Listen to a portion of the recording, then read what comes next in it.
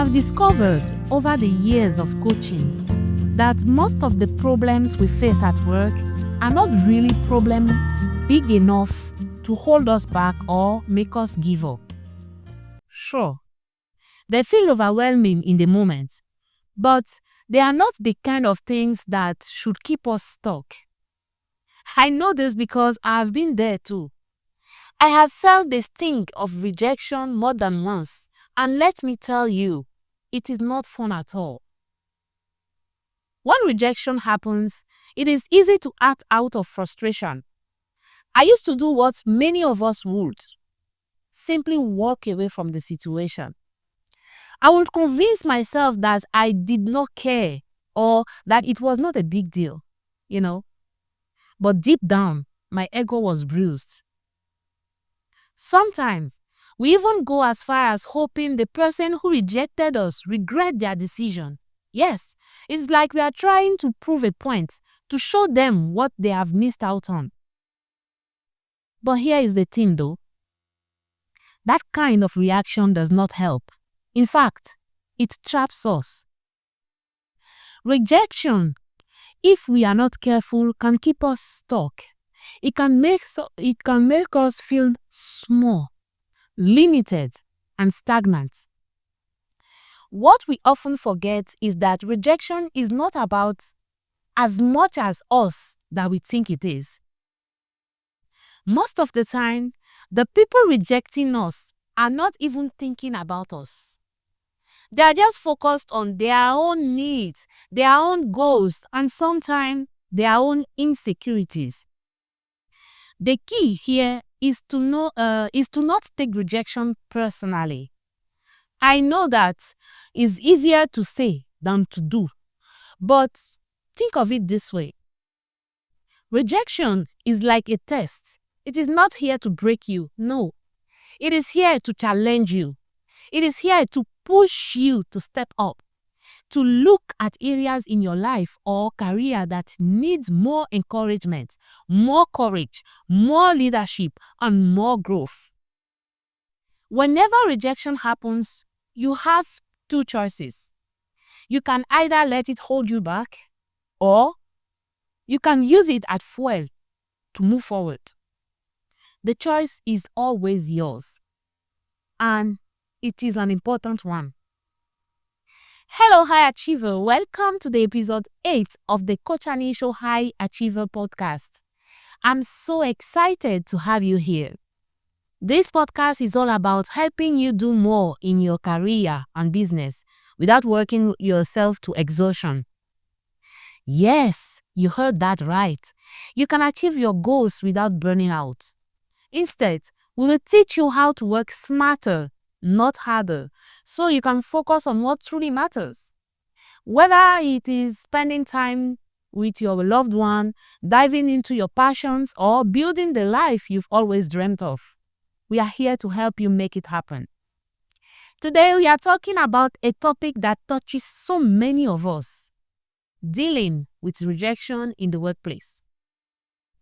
It is such a powerful topic, and I truly believe this episode will help you shift your mindset and take control of your career growth. That is why it deserves your full attention. So, grab your coffee, settle in, and let's dive in. Let me share a story with you. One that I think you will find really, really relatable. I love sharing personal experiences, whether they are mine or my clients. I believe it is true story that we learn the most. This particular story is about one of my clients, and do not worry, I have their full consent to share it.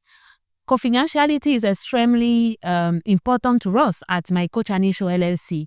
We never share anything without permission, and even when we do, we often change names and detail to protect the person's identity. So, while I will tell you this story, I'm also making sure to respect the privacy of my client. Tunde reached out to me after experiencing what he called the most humiliating rejection of his career. Tunde was an assistant coordinator in the marketing department. He was exceptional at his work, organized, skilled, and always delivering results. Everyone in the office knew how good he was. When a leadership position opened up in the organization, Tunde felt this was the moment, this was his own moment. So he decided to apply for the role. He believed he had everything it took to get the job, and honestly, he really deserved it. But when the results came out, he was passed over. The role went to someone with less experience than him. The worst part for Tunde was not just that he did not get the position. What really hurt him was discovering that most of the executive, including the person he was assisting, had ganged up to ensure he did not get the job. It was not just one person, it was a team effort to block him.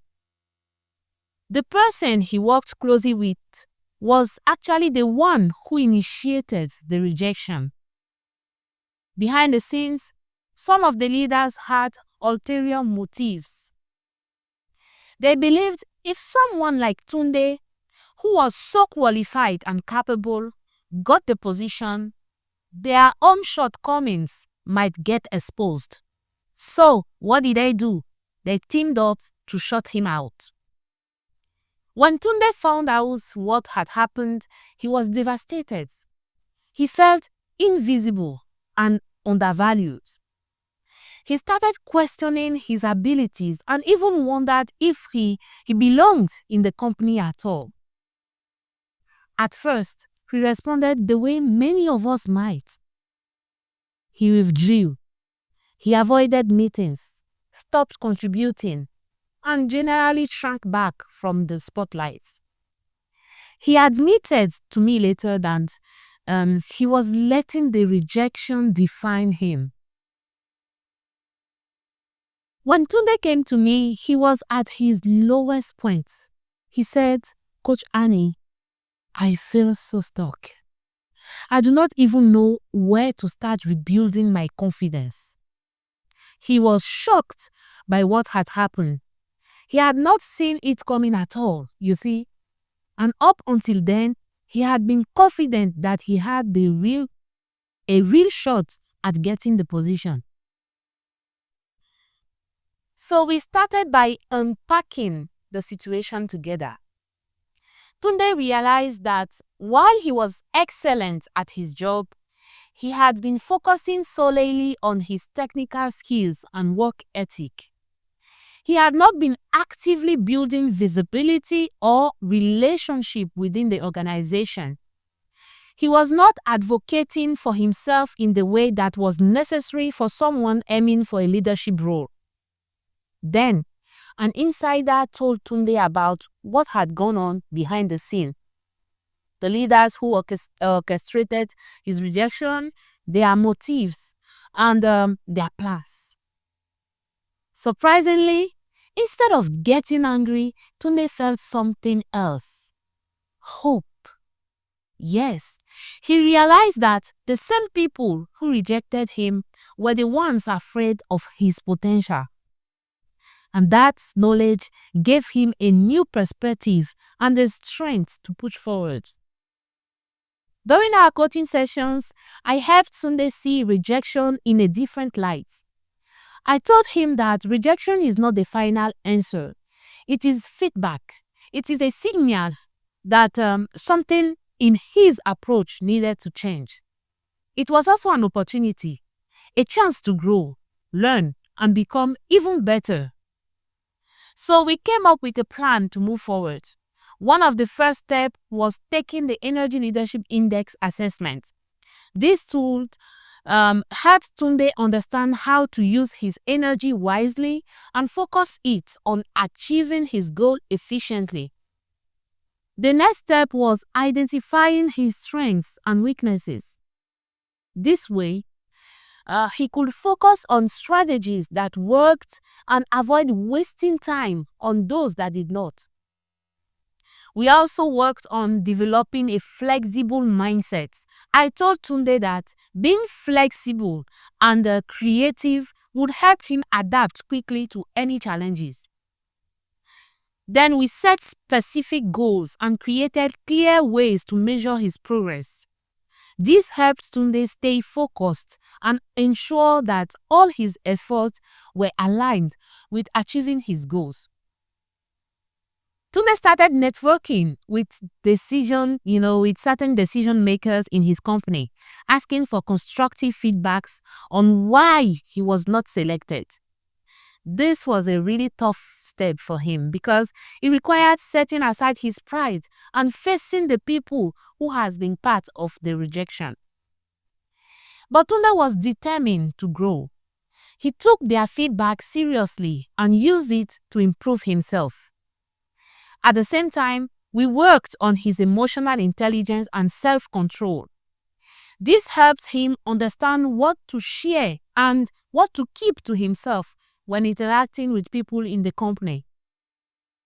Even with his busy schedule, Tunde decided to enroll in the 5-day career progression course. This course became a game changer for him. It guided him on how to showcase his leadership potential in a way that was visible to others. Tunde began to understand that being great at your job is not always enough. People need to see that you are ready for more responsibility. It was not easy. He had to swallow his ego and take proactive steps, even though the rejection was strong. But he stayed committed.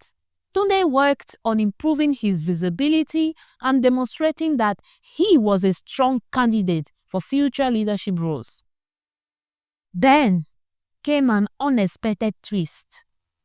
A few months later, the person who was given the position instead of Tunde started facing serious challenges. Their decisions were questioned, and the situation in the leadership team became chaotic. The plans of those who had orchestrated Tunde's rejection began to backfire. Eventually, the leadership position was declared vacant again. This time, things were different. Tunde's name was not just on the list of candidates. It was at the very top. So he was the first choice for the role, and this time no one could stand on his way. When we spoke after he got the position, Tunde shared something powerful with me. He said, "Coach, rejection was the wake-up call I did not know I needed."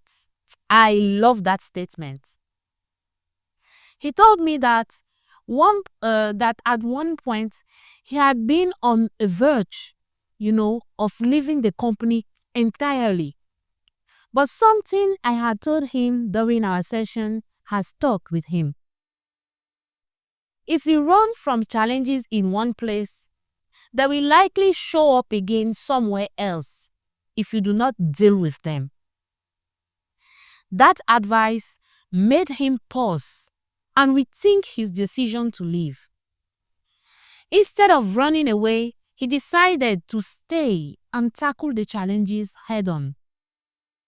In doing so, he not only proved his worth to others, but also rediscovered his own power to influence the circumstances of his career.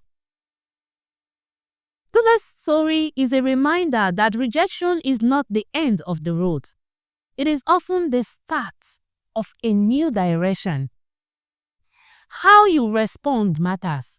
It matters more than the rejection itself. You can choose to let it defeat you, or you can let it drive you to grow.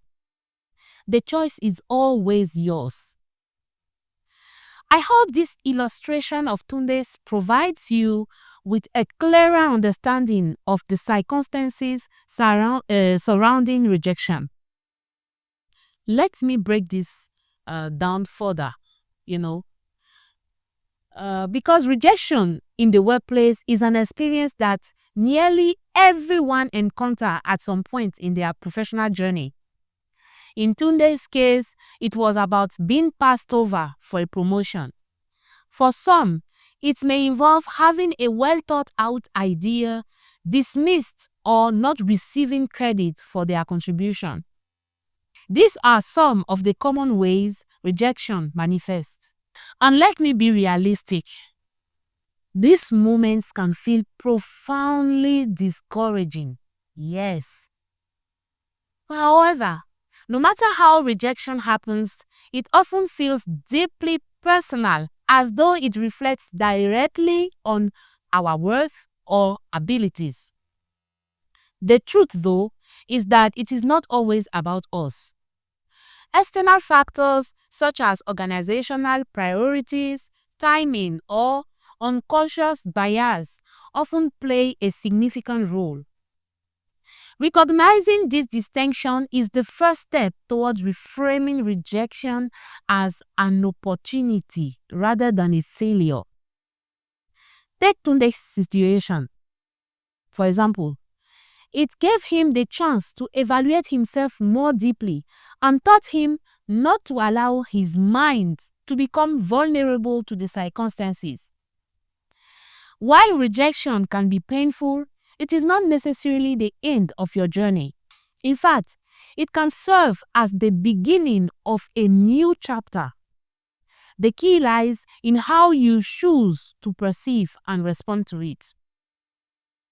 Reframing rejection as feedback is a powerful way to navigate these moments and turn them into opportunities for growth. Instead of seeing rejection as a failure, consider it as, stepping stone. A chance to reflect on what happened, refine your approach, and emerge stronger and more resilient. Every rejection carries valuable lessons. What worked, what did not, and how you can improve moving forward. One of the most empowering ways to reframe rejection is to see it as redirection rather than a dead end. Resilience expert Dr. Steve Maraboli captures this beautifully. Every time I thought I was being rejected from something good, I was actually being redirected to something better. This perspective reminds us that rejection is not about permanent loss, but about finding new paths, and opportunities that better align with our goals and potential. And let me tell you that research supports this idea. Professionals who actively seek feedbacks and adjust their strategies after experiencing rejection often experience significant career growth. According to a study by the Harvard Business Review, 70% of professionals who faced rejection and took proactive steps to learn from it reported substantial career advancement within 2 years. That statistic highlights the transformative power of approaching rejection with curiosity and a willingness to adapt. Rejection can also build character and resilience, two qualities that are invaluable in any professional setting. Resilience is not just about bouncing back, it's about moving forward with greater strength and insight. When you embrace rejection as part of your professional journey, you develop a mindset that is less fearful, I will say, of risk and more focused on growth. This mindset enables you to navigate challenges with confidence and optimism, knowing that every setback is an opportunity to learn and improve. By shifting your perspective, you can turn rejection into a tool for self-discovery and professional development. Use it to uncover areas where you can grow, whether it is refining your skills, strengthening your communication, or enhancing your strategic thinking.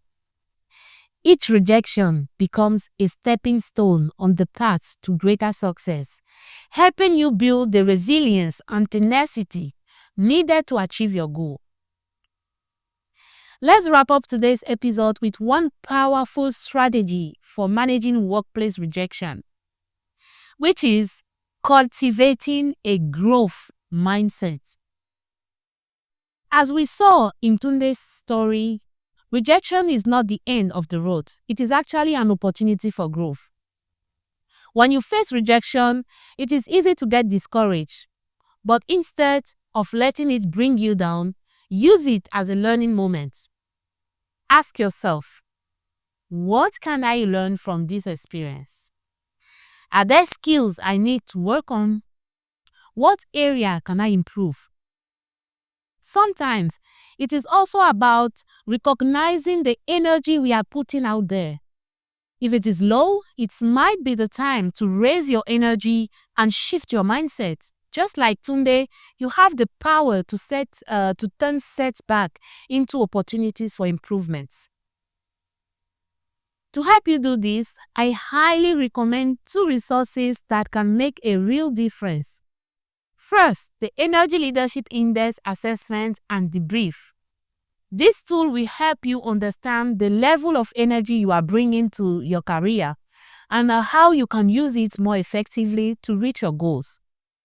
It is a great way to find out how to handle situations like rejection in a more positive and proactive way. The second resource is the Coach AnnySHO 5-Day Career Progression Program. This program empowers ambitious individuals with actionable advice to break barriers, secure promotions, boost salaries, and achieve career growth. All in just 5 days, and it is an impactful training.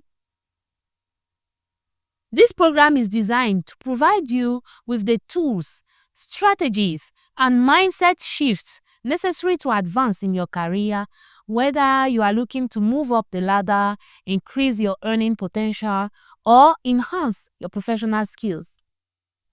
By the end of the program, you will have a clear path forward, confidence in your abilities, and the practical knowledge to take your career to the next level. Both of these resources can help you develop a mindset that sees rejection as redirection. They will empower you to bounce back stronger and make the most of every opportunity that comes your way. Depending on your budget, I suggest investing in one or both of these tools. Check the description for the links. Finally, I would love to hear from you. Have you experienced rejection in the workplace? How did you handle it? Share your story with me. I would love to hear how you overcame it. Thanks for tuning in, and see you in the next episode.